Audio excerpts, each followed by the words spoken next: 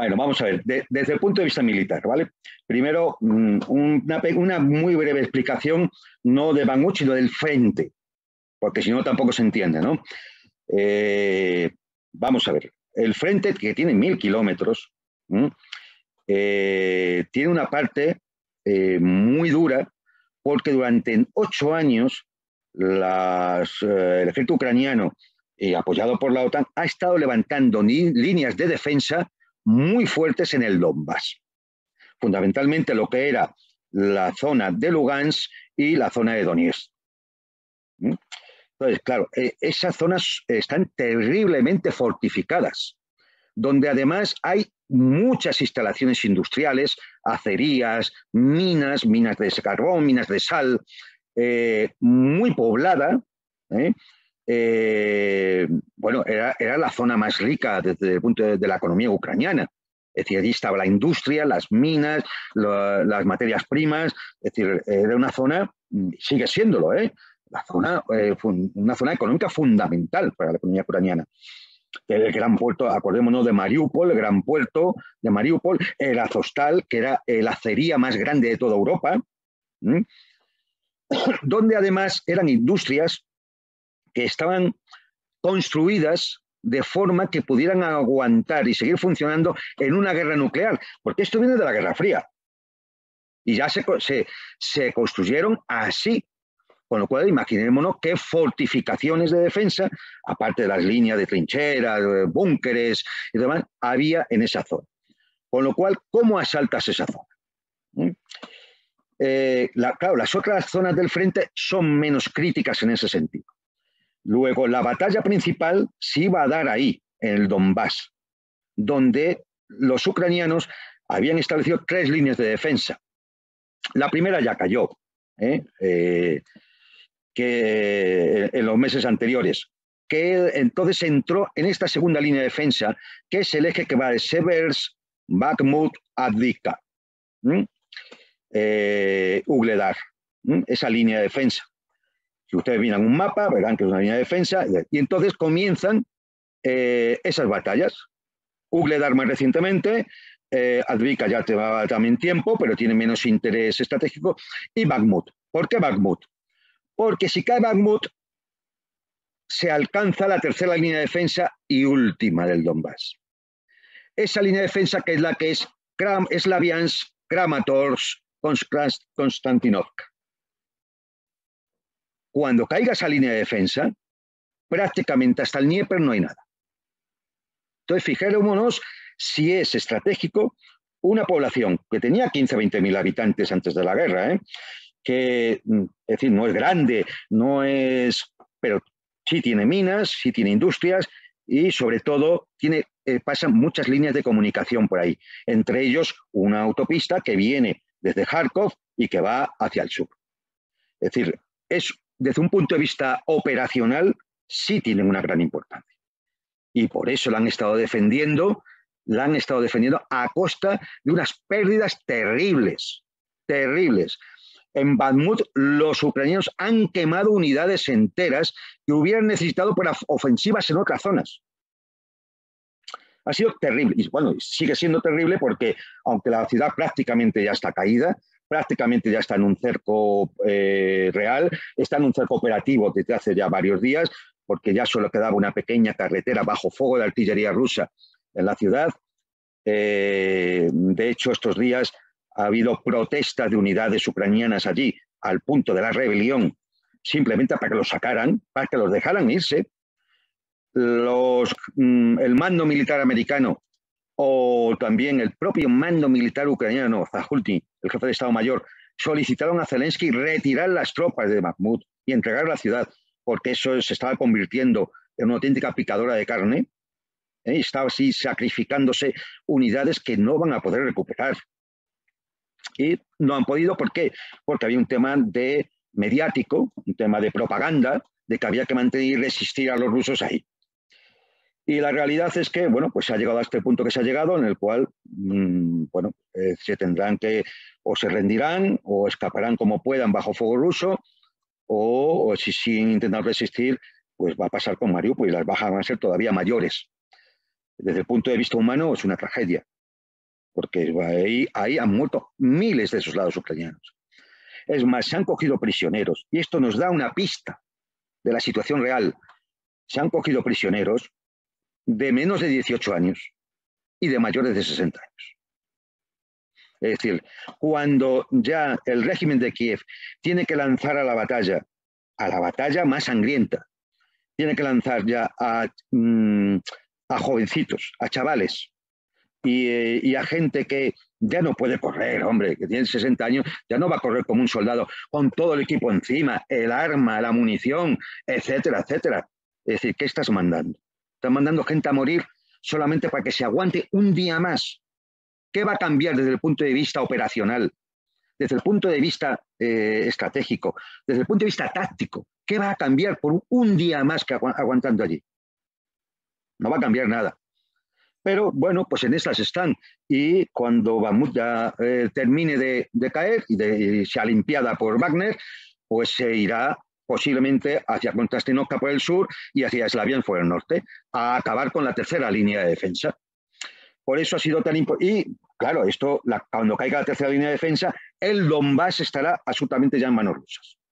Es decir, será una victoria desde el punto de vista político y también desde el punto de vista militar muy importante. Esto puede tardar todavía semanas, incluso, a salvo que haya colapso del ejército ucraniano, puede tardar semanas, incluso meses. Porque esa zona está muy fortificada y hay que irla asaltando muy poco a poco. ¿Y cómo asaltarla sin tú tener muchas pérdidas? Pues la única forma de asaltarla es machacando con artillería o con aviación, pero sobre todo con artillería, machacando las posiciones ucranianas. Cuando ya están suficientemente machacadas, las pequeñas unidades de asalto tipo Wagner las asaltan y se hacen con ellas. Y a partir de ahí, vale, ya has avanzado un poquito. ¿Qué haces? ¿Qué vuelves a hacer? Volver a machacar con artillería las siguientes posiciones. Y así vas, pero claro, esto es muy lento. Es muy lento, pero es la única forma de que Wagner, de que las tropas rusas no tengan grandes pérdidas, mantengan su línea, puedan seguir avanzando y le causen muchas pérdidas a las fuerzas ucranianas. Para entender esto, ahora había que intentar hablar un poco de cuál es la doctrina militar que está siguiendo Rusia. Porque, claro, uno en la prensa occidental y sobre todo con los grandes expertos occidentales que hace unos meses hablan del virus o del volcán de Canarias o de cualquier cosa, sirven para todo, son expertos en todo y hablan de todo, ¿no? Pero esto tiene sus explicaciones y hay que conocerlo. Mientras que la doctrina militar de la OTAN y de Estados Unidos fundamentalmente, que es la que impone ahí, es una doctrina de guerra limitada, en la cual tú haces una proyección de fuerza a un país donde vas a intervenir, léase Afganistán, Yugoslavia, Libia, Siria, Irak, lo que queráis. Proyección de fuerza donde vas a intervenir nunca es, siempre, claro, contra fuerzas mucho más débiles. Fijémonos los pastores de cabras de Afganistán, ¿no? Es decir, frente a la OTAN, ¿no? Este es el nivel, este es el nivel, ¿eh? Entonces, bueno, pues cuando, claro, tú te permites una guerra limitada, donde además no te importan las bajas civiles, bombardeas a mansalva y ya está, y claro, tú no tienes un peligro existencial. Ni las tropas libias, ni afganas, ni iraquíes, ni yugoslavas podían atacar ni Bruselas ni los Estados Unidos. Es decir, es una guerra casi colonial, si me apuras, casi colonial. Y entonces, bueno, pues te puedes permitir ciertos lujos. Pero la doctrina militar rusa no está concebida así. Está concebida para una guerra existencial. Es decir, para una guerra en la cual está en juego tu propio país, tu propia seguridad. Es decir, tus fronteras, tu territorio, tu población. Y entonces la doctrina es muy distinta. Es una doctrina de guerra total, donde tú pones a todo el país a funcionar para ganar esa guerra, el lema de todo para el frente, todo por la victoria. Y bueno, pues se ha aplicado, y Rusia aplica prácticamente la misma doctrina que aplicaba la Unión Soviética. Y esta doctrina, muy brevemente, para que la gente lo entienda, tiene dos fases. Una fase de absorción. esta fase lo que busca es que el enemigo se estrelle contra ti, o que esté ahí deteriorándose, perdiendo unidades, mandando reservas, perdiendo unidades, mandando más recursos, perdiendo esos recursos, hasta que se produzca un punto de ruptura. Cuando se produce el punto de ruptura, los rusos ya han generado tropas de reserva muy grandes, muchas fuerzas de reserva, que van a lanzar sobre la espalda del enemigo. ¿Hasta dónde? Hasta el siguiente punto de la línea de defensa, donde va a comenzar otra vez otra fase de absorción de las energías del enemigo hasta que se produzca otro punto de ruptura.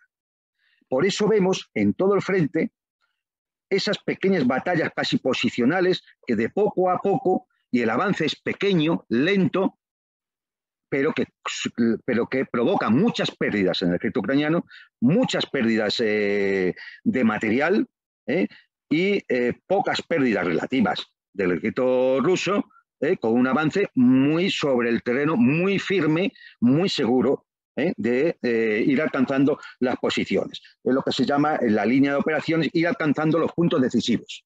Claro, esto, hombre, yo entiendo que nadie tiene por qué saber conocer el arte operacional militar, ¿no? Es decir, salvo los militares, que son los que se dedican a ello. Pero bueno, da auténtica vergüenza escuchar a algunos analistas por ahí que ni siquiera han sido capaces, por lo menos, de preguntar a militares, decir, bueno, ¿esto de qué va? ¿Por qué el ejército ruso? No, ellos se limitan a decir que el ejército ruso, qué desastre, no son capaces de avanzar, son incapaces de lanzar una ofensiva. Bueno, pues nada, sigamos así y ya me lo contarán ustedes dentro de X meses. Que la OTAN en su conjunto, su presupuesto de defensa es casi 20 veces el de Rusia. Casi 20 veces. ¿Cómo puede estar quedándose sin munición, sin equipos, etcétera, etcétera? Porque está pensada para operaciones de alta tecnología, muy cara, en zonas lejanas que no implican tener que poner tu economía en economía de guerra, ni cambiar tu producción industrial para la producción de guerra. Con lo cual, ¿qué ocurre? Que 12 meses de guerra de verdad, no de guerra en Afganistán, de guerra de verdad, 12 meses han acabado con las municiones de artillería de 155 milímetros de la OTAN. Y están buscando a ver dónde arrebujan por ahí, en los almacenes de Corea del Sur o de Marruecos o de Israel, a ver si logran arrebujar para poder seguir sosteniendo el esfuerzo de guerra ucraniano en el frente. Teniendo en cuenta que ellos utilizan la 10ª parte de la munición de artillería que utilizan los rusos.